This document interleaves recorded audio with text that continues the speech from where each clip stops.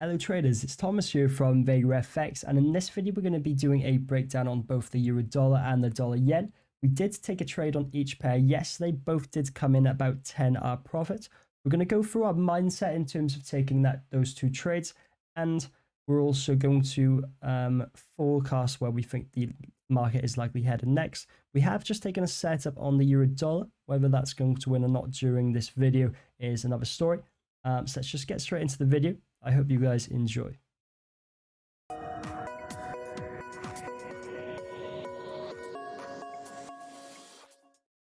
Just starting with the euro dollar, guys, we can deduce some information there just by looking at the general order flow of the market. We can see that the market was bullish and the order flow was positive, making higher highs and higher lows. We did actually draw a few zones up on the way up there, but we didn't actually get tested into any of them. The market was very efficient. A few of our zones did actually get swept before getting respected down the bottom here. It didn't actually get involved at this point. We did actually anticipate a sweep and look for a market entry below the order block, but we did actually still get swept out. But we've had much more luck at the top of this structure here. So we can see we've still been printing higher highs and higher lows. So you've got a low by here, a low by here. No breaks to the downside. We get one last break to the upside from this high, and then the order flow becomes bearish. We start seeing price reverse downwards. So you can see that even though this order flow reversed on the 5-minute chart, we can actually see that on the 15-minute chart it breaks down, on the hourly it breaks down. So we all know, guys, that higher time frame trends do originate on lower time frames, and we can actually get information from this by simply looking at the order flow, and we can then forecast where the market is likely heading next. We've had this breakdown yesterday and during the London Open. Although we did have some liquidity built up above it, we did have an order block printed just before all of this unmitigated imbalance. Slightly higher volume than the rest of the Asia session, although it did increase.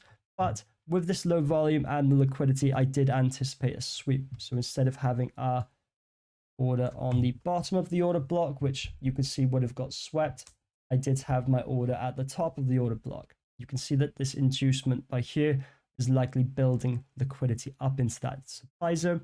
So this was a beautiful trade, and we did actually capture 10R from that. It did actually go down a bit further, but we were approaching spread hours. And as we know, guys, with the low volume that comes with spread hours, you can see by here, it takes a lot less volume to actually move price because there's less liquidity in the market. So the market can actually reverse during spread hours, as you can see here.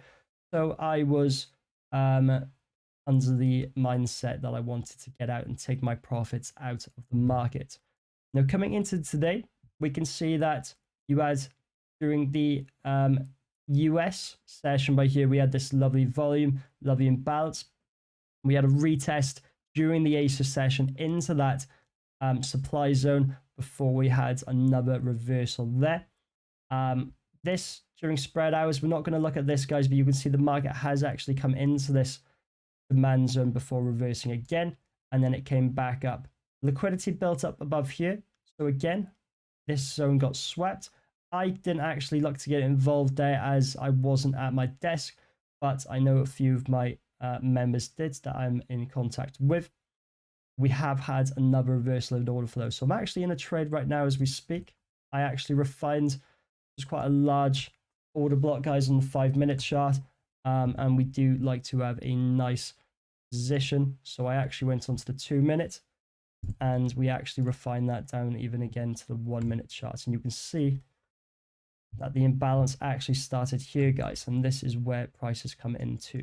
Obviously, I did have quite a generous stop because the 1-minute charts can't be trusted as much, and there is a lot of noise. We are actually running about 2.5R on this trade right now. And where do we think this is likely headed next, guys? We'll actually go to the dollar yen first, just because the dollar yen is pretty much doing the opposite. Although we did actually capture a short trade on it, overall, on a higher time frame, it's actually doing the opposite of the euro dollar, which we'll look at in a second. This is the dollar yen, guys. I caught a trade on this on the hourly time frame.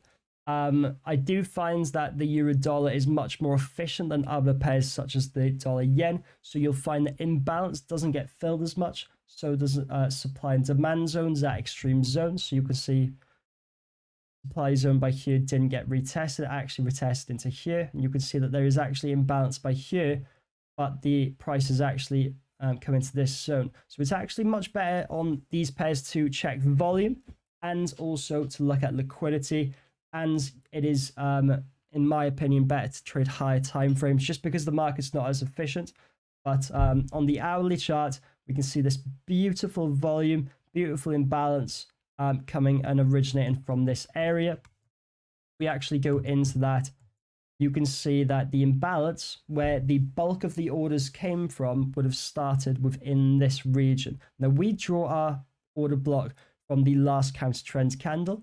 We do this because we know that the orders that caused the imbalance would have originated within here.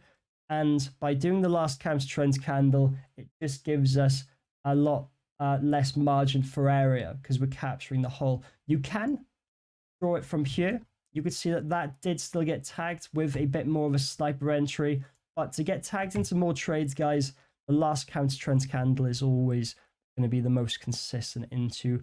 Yes, you're going to have slightly less rewarding trades, but you're going to get into more trades, and those trades are going to be winners, and they're going to be more consistent overall. You can see that price started correctively consolidating in this zone. And a lot of people, you know, retail traders, they would have actually looked to get in on these support zone retests by here. I know the gorilla community, for example, would love, they'd love this setup. Same with Falcon. You can even see that you've got this ascending wedge by here. So people are always ready getting involved at this area, and they're not becoming liquidity for banks, but they are in essence becoming liquidity. You can see that the banks have actually caused this inducement point by here just to tag price slightly up.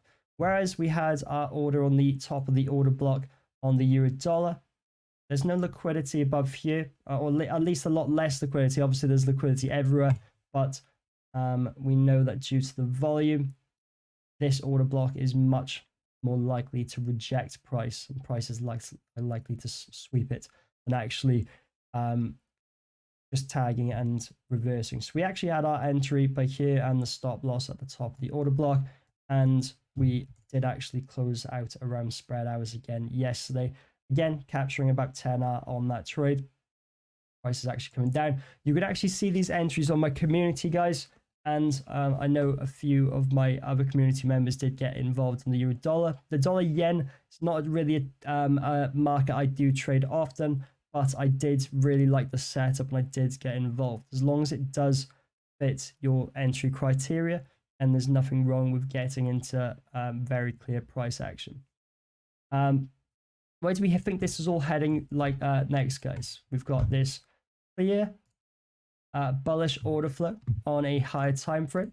You go on the daily, you can see that there's no lower lows being made. It is just higher highs. However, we can clearly see that momentum has slowed down. If we go back down to these lower time frames, you can see that substructure has started being broken on the 4-hour chart, and on the hourly chart we've actually clearly had negative order flow there, with mainly swing lows being taken out rather than swing highs. So the order flow for now is bearish on these lower time frames, and we can start to actually look at this on a higher time frame and build up areas of liquidity. So on the so we're on the 6-hour right now. You can see that there is liquidity built up by here, and we have started sweeping into that. So this could easily be the turning point. This may sweep and start heading higher. You have also got liquidity built up by here, but this could easily be a pivot point in the market, guys. And if we go back onto the euro dollar, we can see that the opposite is happening. You've got this bearish order flow here on higher time frames. but we've started breaking out of structure to the upside. All higher time frame order flow originates and reverses on a lower time frame, guys. So all higher time frame trends originate on a small time frame.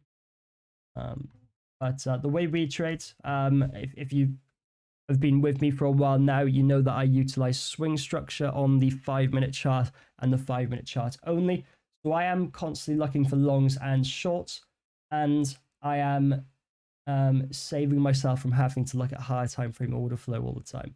Because we're trading the London Open, we're entering at the highest volume points in the market, which are normally the turning points and normally the decision-making points of the markets. And we can actually tell from the chart and the candlesticks what the banks have actually decided to do for the day.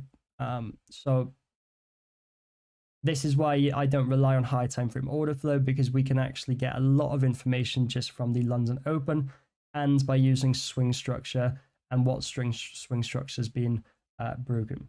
If it's swing highs being broken, we know that order flow is bullish on a higher time frame. If swing lows are being broken, then we know that it is bearish on a higher time frame.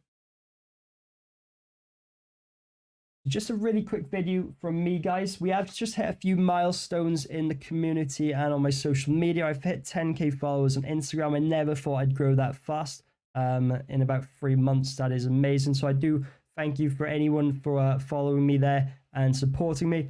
The community is actually touching 1,000 members now, and it's still completely free of charge, guys. So if you did want to get involved in any of these setups and learn about how we trade, you can do that free of charge just by joining through the link in the description.